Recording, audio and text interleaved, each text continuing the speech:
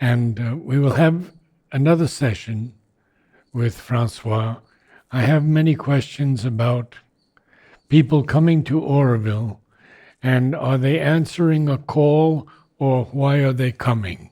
At the moment? Yes.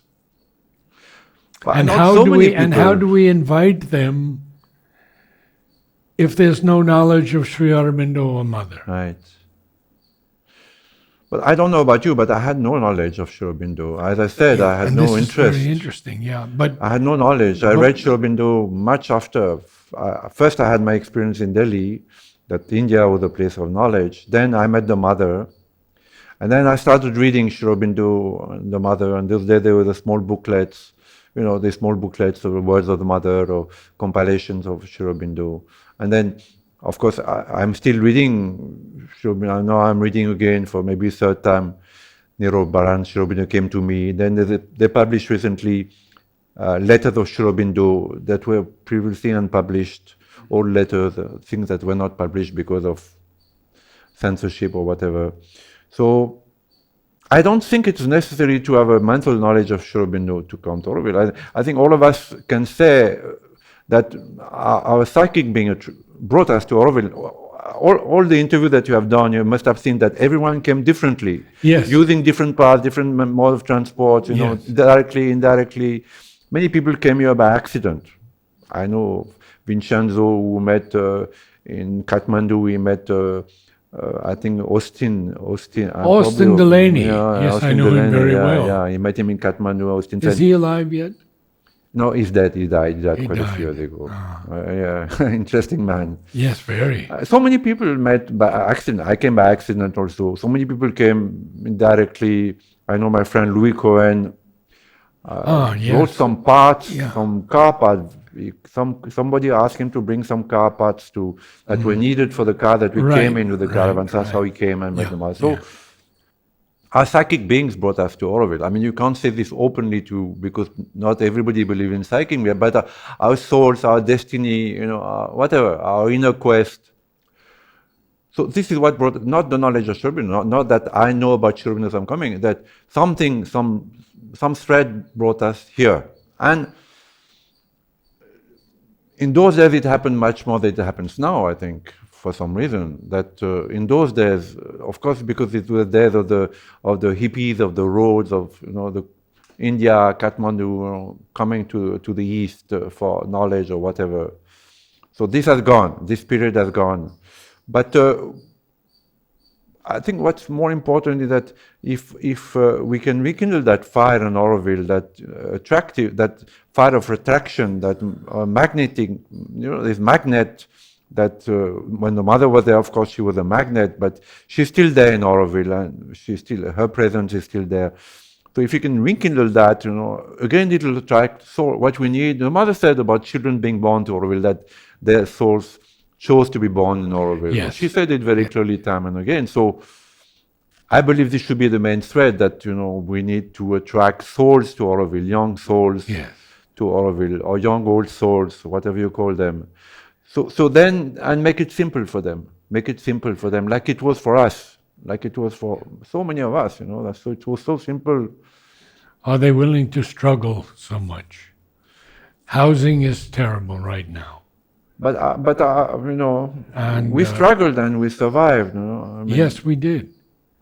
But you see, we've also been stagnant in population. We've been close to 3,000 for so many years. I know. Now, do we want 50,000 or 10,000? No, we do. We need. Auroville needs. How else can there be a paradigm for the rest of the world if it's only 3,000 people? Yes, so I think it can happen again. We just need to, be ready for them and make it easy for them. Once, Auroville at some point is going to be a center of attraction. It is already a center of attraction for good and bad reasons. As I said, the tourists who are coming, they're coming for the reason, but it's still a center of attraction. People think they see the matrimony, and so they're intrigued. And now it is not like before, it's a wildness and with snakes. So now it is easier of approach than it was in our time. So we need to rekindle that spirit of partnership and make it easier for these people to come. When they come, when it happens, it'll happen. That again, youth will be attracted to Auroville because, as you know, in the West there is often disenchantment.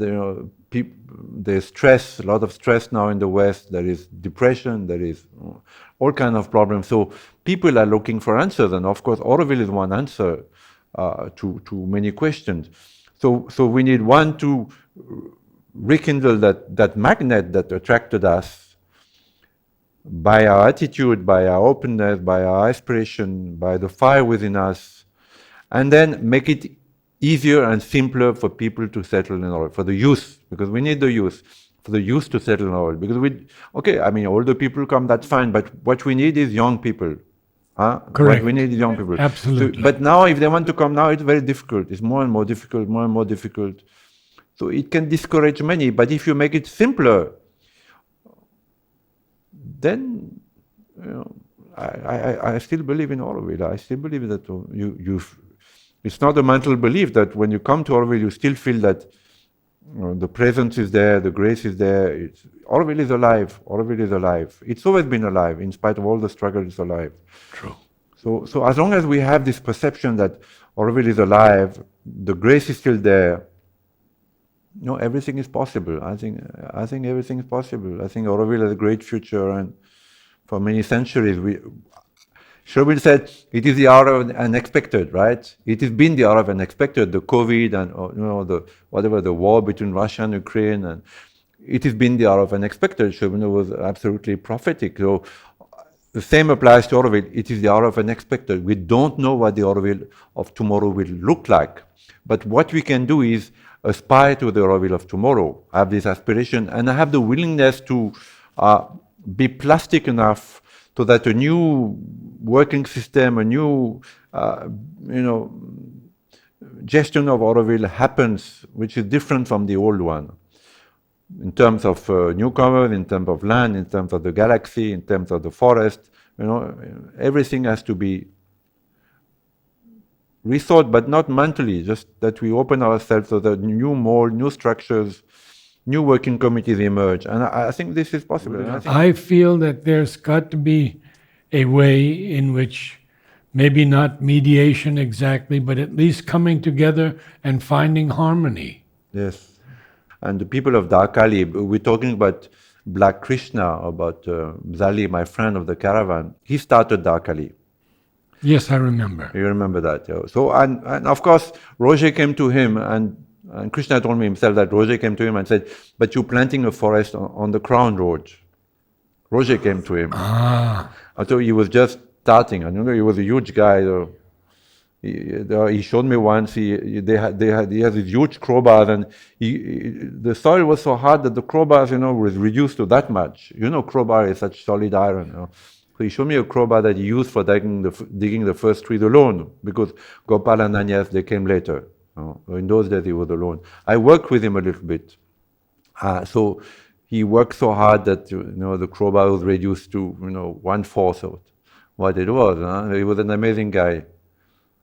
Amazing. So Roger came to him and told him, but you are planting on the Crown Road. And Krishna couldn't care less, because he was a rebel. He was he was an anarchist. So he continued, and now it's a huge forest. So as I said, it is there, and it's a beautiful forest. Darkali is a beautiful place. So what to do? Do we go back to the plans made in the 60s? And I have millions of concrete, to make all this line of force from 30 stories till 1 story. Millions of tons of concrete, and that goes again every ecological rule that is in the world today. Or do we think, okay, we have an Auroville now, we have so much land left, so what do we do with this? How do we still make a city while maybe more spread out, more integrated in nature, with lower buildings? Yes, we do need buildings, we need apartments, definitely. We can't put 50,000 people in houses, but how do we integrate them in nature? How do we make, a little lower, like it's happening in the West, Auroville is behind in terms of architecture. The Indian except for a few like Doshi and the guy in Goa, I forgot his name. But Indian architects, they're a pale copy of what's done in the West. We are far beyond what is done in the West in terms of environment and building. We have not kept in touch with what's done in the West. There are many things that are better than us in the West. As Auroville is lagging behind. What is done today, where you live is not bad, but the apartments that are done today, I mean, in the 60s they were done in France, but now you can't. They won't allow you to do such block of concrete, where, with low ceilings, and we know that here the heat goes up, so you need higher ceilings. I don't know. We need to also catch up with what's done in the West to be more receptive, to take a little bit of the technological advances that are done in the West, the environmental advances that are done in the West, the building, methodology in the West. People are going back to more noble materials to build houses. Not only, I went to Chandigarh when I was a journalist. Chandigarh was built by a French architect, Le Corbusier. Roger Angers was very influenced by Le Corbusier because in those days, he was Swiss actually, not French.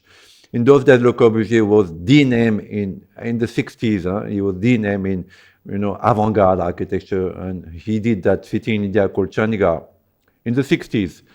So if you go today, there are millions of tons of concrete, and it's aged so badly with monsoon, humidity, heat. It's so badly aged, It's so badly aged. So we can't go back to this.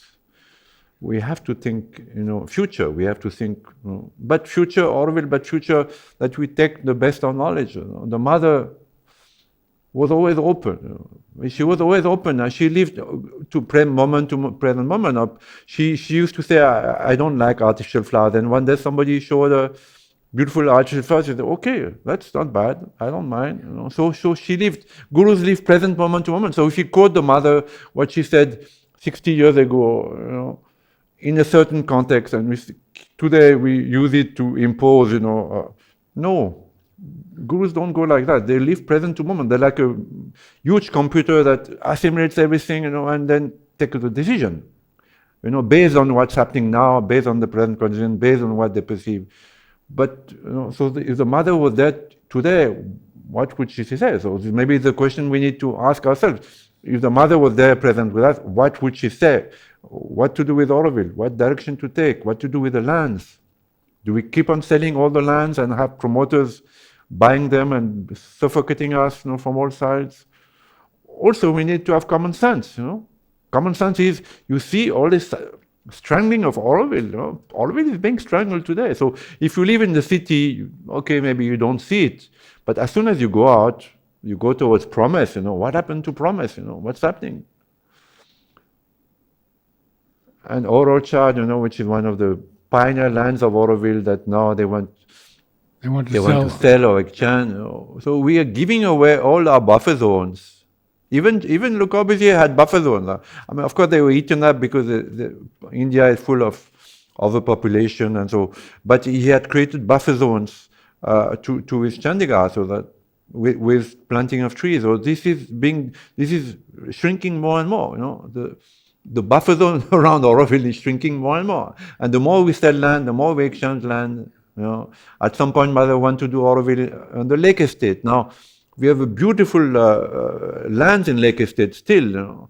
Beautiful lands in Lake Estate, around Lake Estate. Are we going to surrender them also? Did you know Louis Allen? Yeah, of course. Wonderful guy, Good friend of mine. Wonderful guy. Yeah, there's Hermitage, Hermitage. Yes. Very long land. There's land behind Promise. There's so many lands. Auroville has so much land. There's land that side towards the university. So we need to take stock of what we have and see what we can do. But for that, people need to have the willpower. I see today that people in Auroville are tired. The older people, even the middle-aged generation, they're mentally tired. What to do? And okay, I'm depressed. No, I mean, that usefulness doesn't know any age. Exactly. Yeah. Exactly. So that's important, I think. I'm going on 85. Oh, congratulations. No, so it's all, it's usefulness is in the mind. It's also Yes.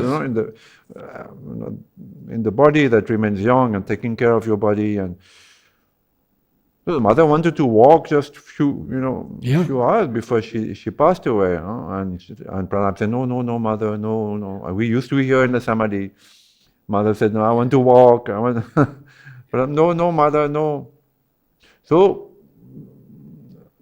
in Auroville also people need to find again that drive, that usefulness, that thing to face the problems, and come up with a solution and think also. As I said, logic. We're getting strangled. Let's stop this process at least. Let's not sell any more lands and exchange any more land that are buffer lands. But it's not happening yet. Can we look a little bit more into your vision or concept about welcome to Auroville? That intrigues me very much. So this welcome to Auroville is at all levels. Not only if you're a newcomer, but as I said, if you want to build something, we give you the freedom, the welcome. Okay, you want to build a hut like we did, and you don't have much money. Maybe you have brought $1,000 or $2,000, and you want to invest them because the land doesn't belong to you. And like we did, we invested whatever we had in Auroville. So welcome. You want to plant trees there, and welcome. You want to plant trees in Sadhana forest, welcome. You do it. We trust you. As far as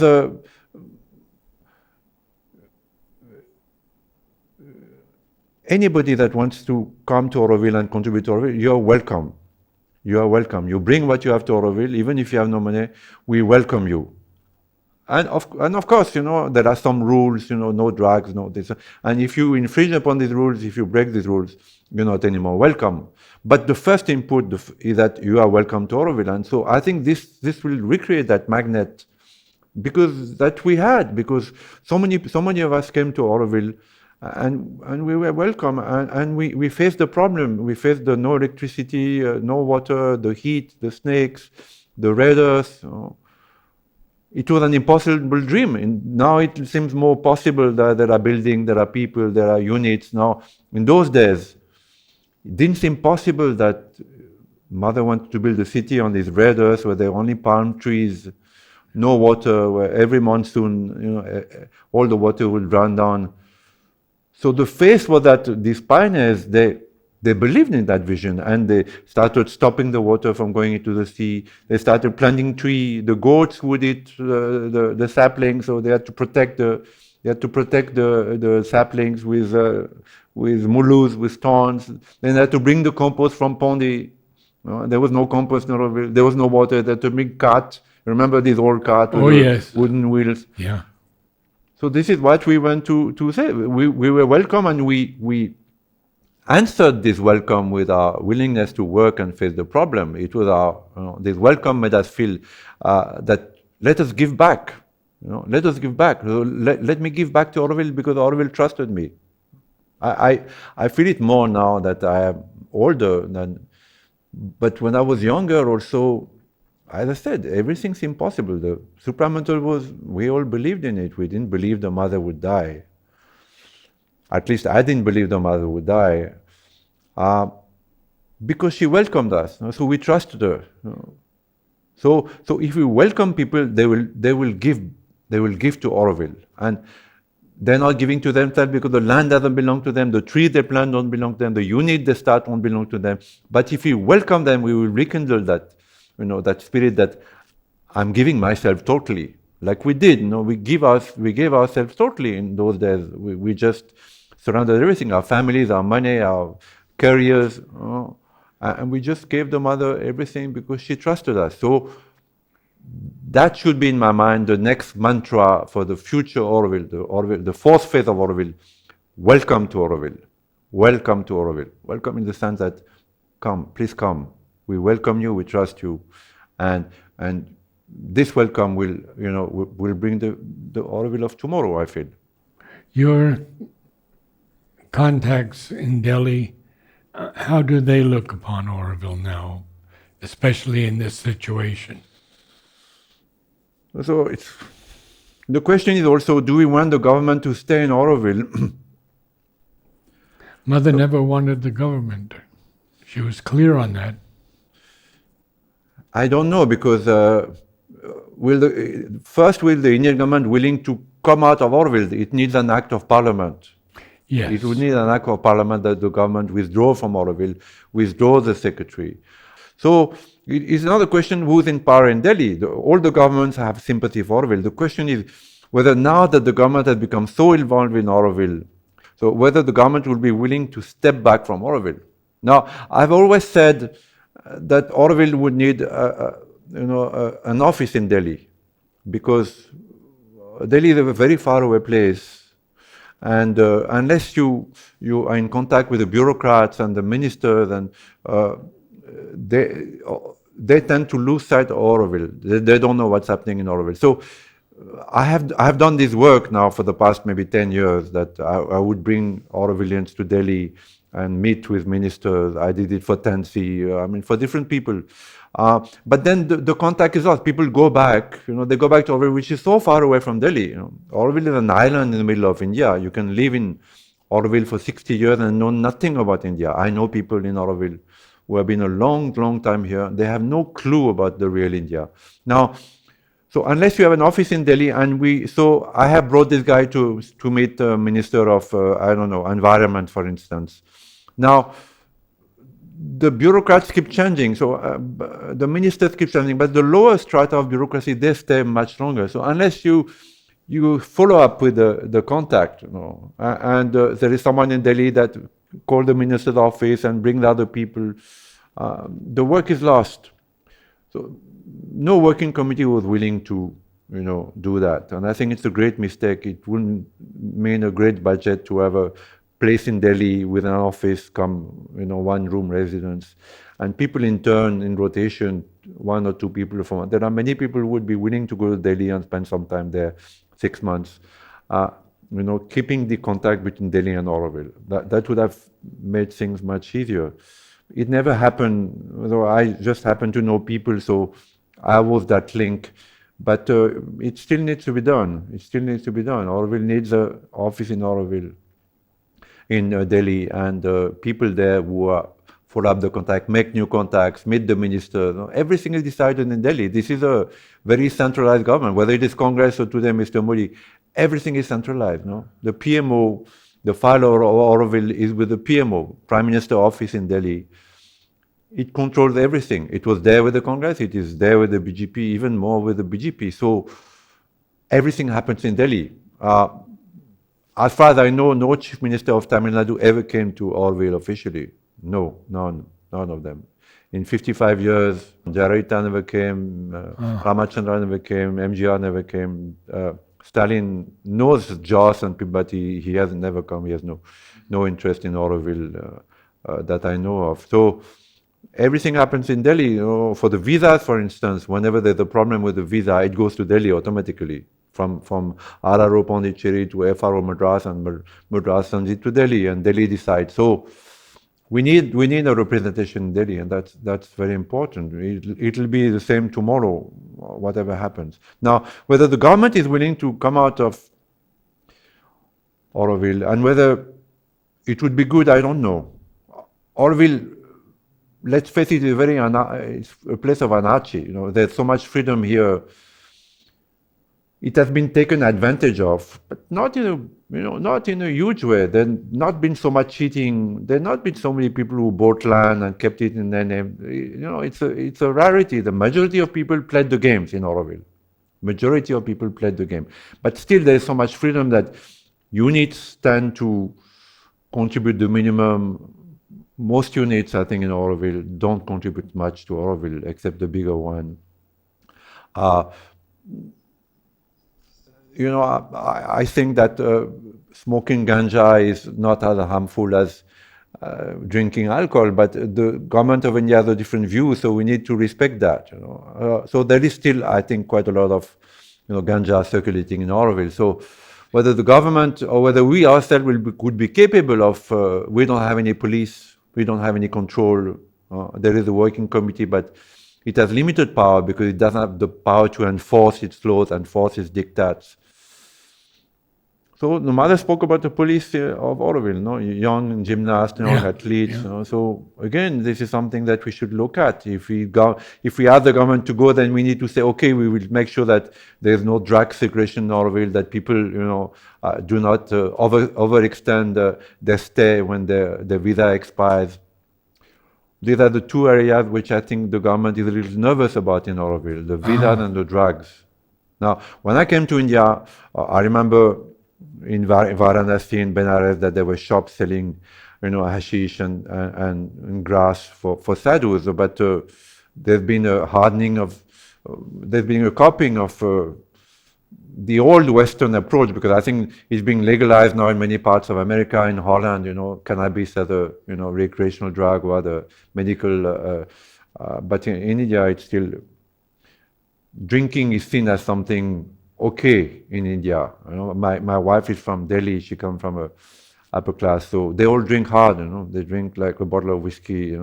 Two people. So there's hard drinking in India, from the villages where they buy cheap rums and cheap, cheap brandy for 40 rupees to Delhi, where they buy Johnny Walker whiskey. But when I go to the Himalayas, I see this grass, this ganja grass growing, and the farmers used to smoke that, and they wouldn't beat their wife, they wouldn't spend all their salaries on bad liquor, they wouldn't spoil their health with bad alcohol. These were better days. So, but the government doesn't think like that. So, what to say? What to say? I mean, I think in universities in India there is as much smoking of grass that there is in Auroville, but it is a problem. Whether without the government we would be able to control this unless we have our own police, and it's a very delicate matter to enter people's home, to search people's home. I don't know. So whether the government is willing to come out of Auroville at this stage, and whether we think that it's a good thing that it comes out or not, it's a question that we need to think about and propose something to the government. Okay, Yeah. if you come out, if you pass an act in Parliament so that you withdraw this government presence, which has brought so much bureaucracy and so much, complacency, this is what we propose in terms of visas, in terms of which we had. There was a visa office, I remember, in the old days, and they would tell you when your visa expired, and they would recommend you. But now it has completely been taken out of our hands. We used to do quite efficiently. I think the visa problems, quite efficiently. And the drugs, of course, hard drugs is something that we do not tolerate and we do not accept, because we know it is harmful. But it is being But the soft used. drugs, even myself, I don't smoke, but and I rarely drink alcohol except when I'm in France. I drink wine, but I have my view is that alcohol is harmful, much more harmful than smoking grass. But you can't say that to the government at the moment. Maybe in 10, 20 years they will accept that, like they do in the West now, that it's all right in restricted use. But at the moment it's not the case. So these are the two areas where Auroville needs to propose something if the government withdraws. I think the government has brought more harm than good to Auroville, personally. I think so. And the people who brought the government, in those days I was not in the forefront, but Savita, Frederick, Patrice, Shankar, Adam Bernard, what is done, but I don't think it was a good thing for Auroville. May I ask final question? Yeah, please. What do you feel that your role will be for Auroville now? What will be the? Your role for Auroville. Oh. How can you help? How can you So my facilitate? destiny is India. I'm involved in India. I have this museum in Pune, which taken a lot of my time, because it's very difficult. Indian history is a very touchy subject, and this is a non-commercial museum. Entry is free, and so I faced many problems with that museum. But it's a very interesting project, and I feel that's something that I would leave behind me. So I'm involved in that. My wife and I are also Pranayama teacher. We teach Pranayama techniques of the art of living. So when I was a kid, I had an accident, so I have a deviated septum. I was operated twice. Once when I was 12 years old, 13 years old in France, and once in Chipma, but it grows back. So then about 30 years ago, I knew about pranayama, but I started looking for pranayama technique, and I discovered a teacher called Sri Sri Ravi Shankar, who had an ashram in Bangalore. So Sri I Sri Ravi learned, Shankar. yeah. So I went to interview him for my newspaper Le Figaro, and I told him that I have this deviated septum and I don't breathe properly from it. So he said, why don't you do the course? So we did the course. There are different courses, basic, advanced, and ultimately became teachers because it's so powerful and so good, pranayama. So this is also one part of my life. We teach in Auroville twice a year, and we have every Friday we have a follow-up for those who have done the course. So there is a kriya called Sudarshan Kriya, which is a combination of different breaths, long, short, medium, all together. It's a very ancient Vedic technique. So altogether, they promote well-being, mental and physical, which is quite unique. So we teach once a week. We have a follow-up, and then twice a year, we do a course. We'll do one in Auroville in early March, I think, in Pitanga. And we also teach in Bangalore ashram the more advanced courses, silence courses where you go for 5 days and you're in silence for 5 days. You do some more meditation, some mudras, some bandhas, other pranayama. So this is also one part of my life. Then I'm still a bit of a journalist, so I'm not a full-time journalist as I was. So I still write in French and in English. I have written 29 books on India, mostly on India, but also on the Dalai Lama, because it just happened that Claude Arpi, Claude Arpi, of course. So in the 80s, he told me, why don't you go and interview the Dalai Lama? And I thought, okay, why not? Okay, why not? So I went to Dharamsala. In those days. It was a beautiful Tibetan place, not like now. It was mostly Tibetans, very quiet, very beautiful. And I went there with my cameras, my microphone, and then you've been to Dharamsala? Have you been? No. Oh, that doesn't matter. So there's a village, and the Dalai Lama's monastery is a little bit away from the village. Now it's part of the village, so you walk about 1.5 kilometers from the hotel in the village to the Dalai Lama's monastery. So I walked with my camera and thing, and as I came to the monastery, I heard chanting. So he was doing a teaching, and his old Tibetan,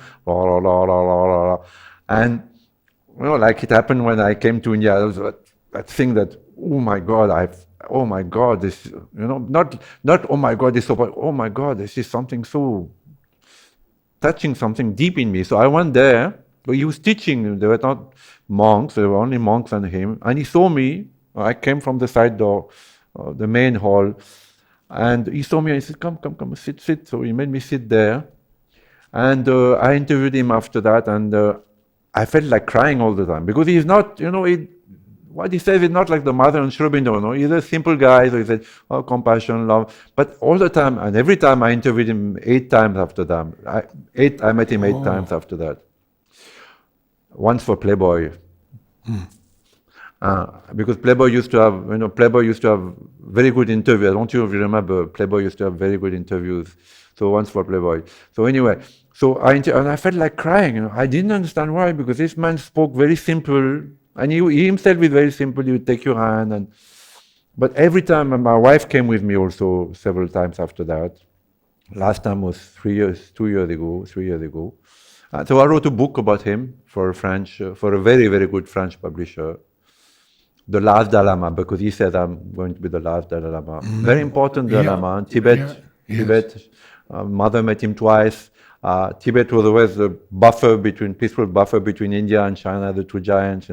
When Mao invaded Tibet, that buffer was gone. Now the Chinese are looking down towards India, and they already invaded India in '62. As you know, there are clashes all the time between Indian troops and Chinese troops in Ladakh, in Assam, in everywhere, in Arunachal Pradesh. So for me, he's a very important man. And when he died, he's 85, I think now, or 86 maybe. When he dies, the Chinese are going to nominate their own Dalai Lama. And India is going to lose someone not only very precious because he's a wonderful guy, but also because that buffer will be gone. The Tibet, that wonderful civilization, spirituality, because wonderful spirituality, gone forever. Already Tibet is Chinese now mostly. The only Tibet left is in India, in Dharamsala. So anyway, so I've written 29 books on India.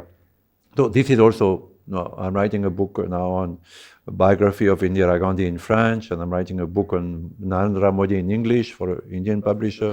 So again, the mother saw one, she talked about, she said it in French, a council of sages for Auroville, Concile de Sages. She saw that there were 12 people, 12 sages who would be there to advise Auroville. So I don't see any sages. There might be sages that I don't know, but maybe 12 elders. 12 elders who've been there a long time in Auroville. We've met the mother. I think meeting the mother has all profoundly. Of course, there are people who never met the mother who have wonderful aspiration, wonderful souls. But those who met the mother, they are very privileged. Meeting the mother, and there are not many alive in Auroville now.